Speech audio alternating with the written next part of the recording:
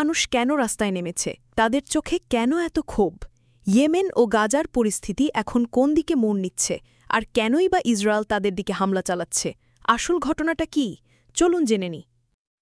ইয়েমেনের রাজধানী সানার আল সাবিন স্কোয়ারে এক অভূতপূর্ব দৃশ্য দেখা গেছে। হাজার হাজার ইয়েমেনি নাগরিক একযোগে প্রতিবাদে নেমে এসেছেন। তাদের একটাই লক্ষ্য, গাজা উপত্যকায় ইসরায়েলি সামরিক অভিযান এবং ইয়েমেনে তাদের হামলার তীব্র নিন্দা জানানো। শুধু সাধারণ মানুষ নয়, হুথি সংগঠনের নেতা এবং ইয়েমেনের সেনারাও অস্ত্র হাতে এই বিক্ষোভে যোগ দিয়েছেন, যা পরিস্থিতিকে আরও গুরুতর করে তুলেছে। এই গণবিক্ষোভের কারণ হিসেবে সম্প্রতি ঘটে যাওয়া একটি বড় ঘটনাকে ধরা হচ্ছে।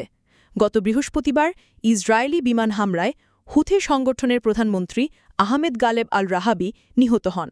ইয়েমেনের স্থানীয় সূত্র দাবি করেছে, এই হামলার সময় প্রধানমন্ত্রীর সঙ্গে মন্ত্রিসভার আরও ১২ জন মন্ত্রী বৈঠকে উপস্থিত ছিলেন। এই হামলায় বড় ধরনের ক্ষতি হয়েছে বলে ধারণা করা হচ্ছে। ইসরায়েলের প্রতিরক্ষা বাহিনী বা আইডিএফের প্রধান লেফটেন্যান্ট জেনারেল ইয়াল জামির এই হামলাকে সমর্থন করে হুথিদের সন্ত্রাসী বলে অভিযোগ করেছেন। আইডিএফ প্রধান বলেন, হুথিরা ইরানের একটি অতিরিক্ত সন্ত্রাসী শাখা হিসেবে কাজ করছে এবং তাদের এই কার্যক্রম আঞ্চলিক ও আন্তর্জাতিক স্থিতিশীলতার জন্য হুমকি। তিনি আরও বলেন, আমাদের মেসেজ স্পষ্ট, সন্ত্রাসীদের জন্য কোনো সহনশীলতা নেই। ইসরায়েলের এই পদক্ষেপের কঠোর নিন্দা জানিয়েছেন ইয়েমেনের সশস্ত্র বাহিনীর প্রধান জেনারেল মোহাম্মদ আব্দুল করিম আল হামারি। তিনি হুঁশিয়ারি দিয়ে বলেছেন যে তেল আবিবের বিরুদ্ধে কঠোর ব্যবস্থা নেওয়া হবে। তিনি আরও বলেন, গাজা ও ইয়েমেনের ওপর হামলা ইসরায়েলের শক্তির লক্ষণ নয়, বরং তাদের অক্ষমতার প্রকাশ। তিনি দাবি করেন, ইসরায়েল গত ২ বছর ধরে তাদের লক্ষ্য অর্জনে ব্যর্থ হয়েছে এবং এবার এর প্রতিক্রিয়া আরও তীব্র হবে।